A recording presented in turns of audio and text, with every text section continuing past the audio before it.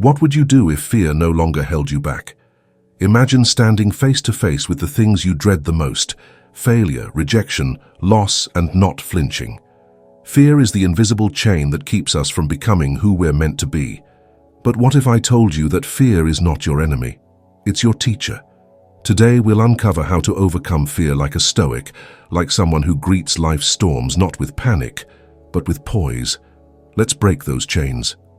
Before we dive in, make sure to subscribe to our channel for more insights on how to master your mind and become unshakable. So, let me ask you, what's holding you back? Is it fear of failure, fear of being judged, or fear of losing something or someone you love? Whatever your answer, remember this: fear only has power if you give it permission. Now let's dive into the 10 Stoic strategies to overcome fear. Understand fear. Fear is a product of the mind, not the world. Epictetus said, "Men are disturbed not by things, but by the view they take of them." This means fear isn't out there in the world, it's inside you. Think about it. When you were afraid of the dark as a child, it wasn't the darkness itself, but what you imagined lurked within it. Remember the last time you procrastinated because you were afraid of failing. The failure didn't happen, but the fear paralyzed you.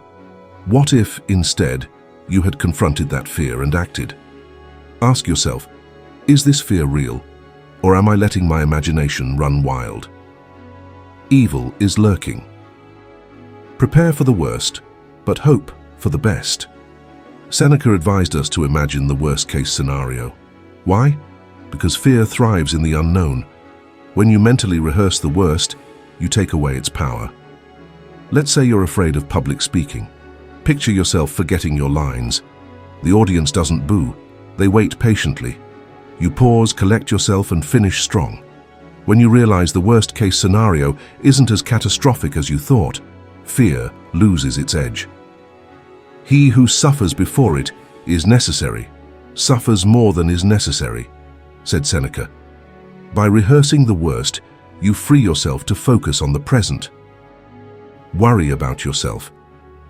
If it's outside your control, it's outside your concern. Epictetus taught us that fear often arises from trying to control the uncontrollable. You can't control the weather, other people's opinions, or even the outcome of your efforts, but you can control how you respond. Picture this. You're waiting to hear back from a job interview. Worrying won't change the decision.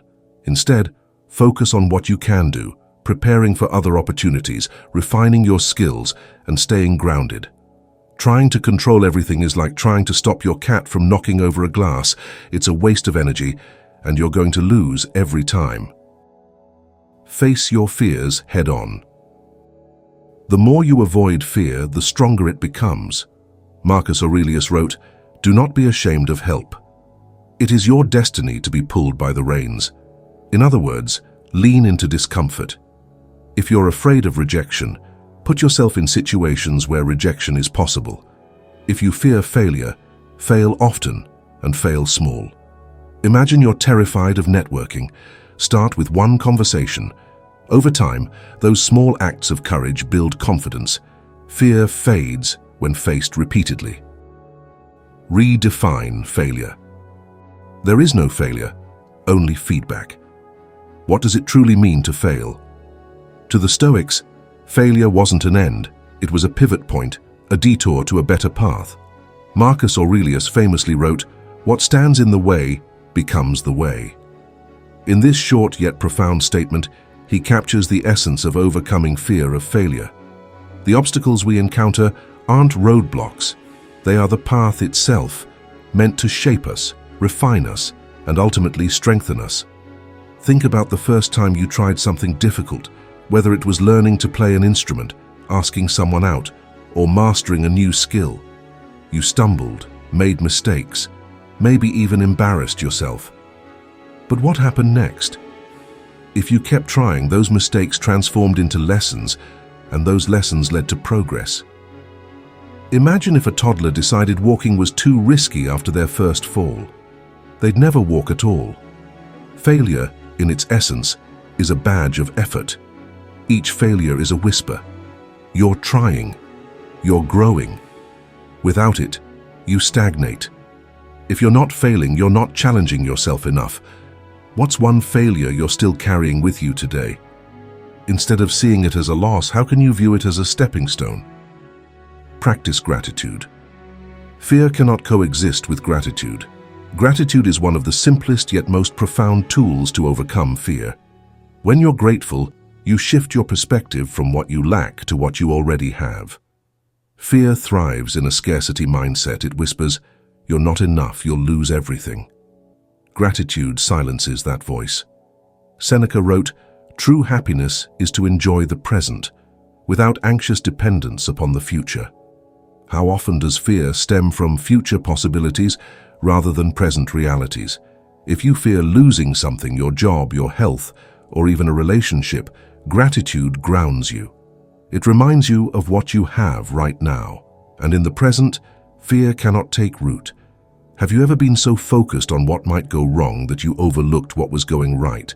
For instance, maybe you worried about losing a job, but forgot to appreciate the skills you've built, the connections you've made, or even the paycheck that got you through tough times. Gratitude recalibrates your mind to see abundance rather than scarcity. Take a moment right now.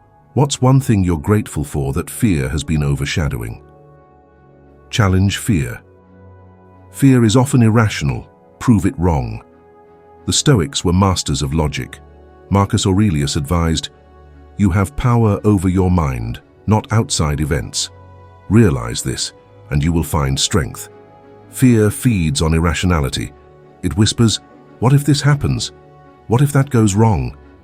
But when you confront fear with logic, it often crumbles. Suppose you're afraid of starting a business because you fear it might fail. Ask yourself, how likely is failure? What are the real risks versus the imagined ones? If you fail, what's the worst that could happen? You might lose some money or time, but you'll gain valuable experience and skills. The worst-case scenario isn't as catastrophic as your mind might have painted it. Fear is like that one over-dramatic friend who makes everything sound worse than it is. You know, the one who says, "We're going to die," when the Wi-Fi goes down. Build inner resilience. Fear cannot touch a fortified mind. Resilience is like a shield against fear. Resilience doesn't mean fear disappears. It means fear doesn't control you. And resilience isn't something you're born with, it's something you build brick by brick. How do you build resilience? Start small. Commit to habits that challenge you in manageable ways. Wake up 15 minutes earlier than usual. Finish that project you've been avoiding. Say no when you mean it. These small acts of discipline accumulate over time, creating a fortified mind that fear can't easily penetrate. Remember a time when you faced something you thought you couldn't handle, maybe a tough exam, a breakup, or even a loss. At first it felt overwhelming, but somehow you got through it. Now, when you look back, you realize it made you stronger. That's resilience in action. Building resilience is like drinking black coffee for the first time. It's bitter at first, but over time, it wakes you up to your full potential. Find strength in community. Fear thrives in isolation.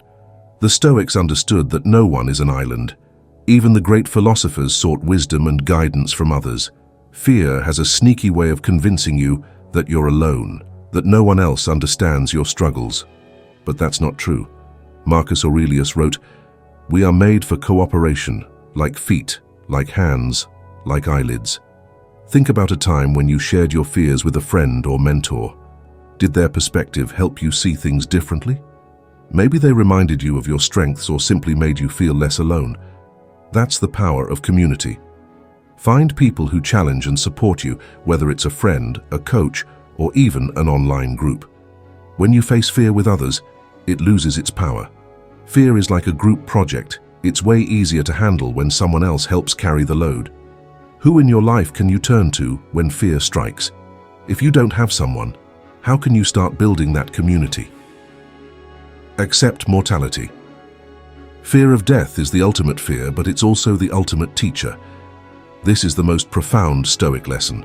At its root, much of our fear stems from the fear of death, of things ending, of time running out. Marcus Aurelius wrote, "It is not death that a man should fear, but he should fear never beginning to live." When you accept that life is finite, you stop wasting time on fear and start living fully. Think about all the opportunities you've passed up because of fear. The job you didn't apply for, the person you didn't approach, the risks you didn't take. Now imagine looking back at your life with regret because fear held you back. Accepting mortality reminds you that you don't have time to waste. Death is the one thing on your to-do list that you'll never procrastinate. But that's no excuse to procrastinate living. Fear is a shadow. It seems larger than it is, but it disappears the moment you face it. And when you approach fear like a Stoic, you'll discover something incredible. The strength you've been searching for has been within you all along. So, what fear will you conquer today? Share it in the comments, and let's conquer it together. Good day.